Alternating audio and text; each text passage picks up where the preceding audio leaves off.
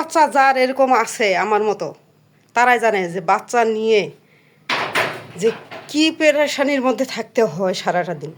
কি অবস্থা দেখছেন, পানি পুইরে একবারে ভাইসে এই যে ওই পর্যন্ত গেছে। ফ্রিজের পানি পুইরে ভাইসে গেছে। ভাবতেছি কি হয়েছে। ফ্রিজ খুইলা দেখি একেবারে সব গইলে টইলে এই যে বরফ,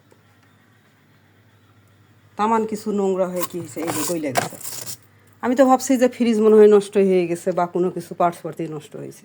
সব নামায় ফেলতেছি, নামায় ফেলতে এখন ফোন দিতে গেছি, বলে যে আপনারা দেখেন যে কি হয়েছে। ফ্রিজের এই জায়গায় লাইট দেখে না, জ্বলে না। লাইটটা জ্বলতেছিল কিন্তু এই যে ক্যাপাসিটার যে এটা আরিশা আফসানা কী করছে, ক্যাপাসিটার ঘুরায়ে রেখে দিছে, অফ করে রেখে দিছে জিরোতে। এখন তো ঘুরে না, কোনো কিছু হয় না। আমি তো ভয়েই পেয়ে গেছি যে ফ্রিজ কী হইল, তাহলে তো এখন নিশ্চয়ই মেকার ডাক দিতে হবে। মেয়ের জিজ্ঞাসা করতেছি, কিচ্ছু বলে না। পরে লাইন খুলে দিয়ে কিছুক্ষণ অফ করে রেখে আমি ফোন দিছিলাম, বললো যে অফ করে রাখেন, রেখে দেখেন যে আপনার ঠিক হয় কি না ফ্রিজ।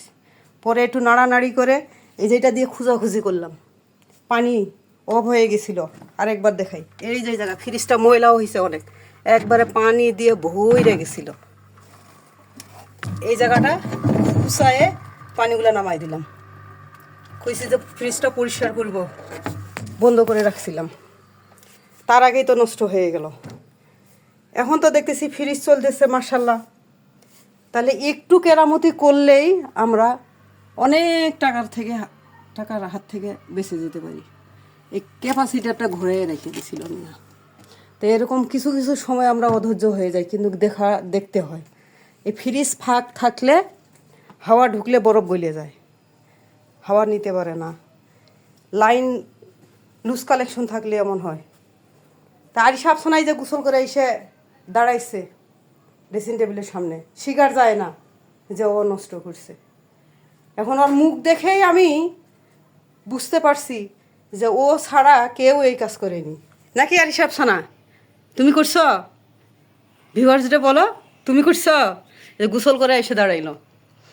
এখন শিকার যায় না যে ও ফ্রিজ খুলে এভাবে অফ করে রাখিছে। তাহলে বলেন, ছোট বাচ্চা যার এরকম আছে আমার মতো, তারাই জানে যে বাচ্চা নিয়ে যে কি পেরেশানির মধ্যে থাকতে হয় সারাটা দিন।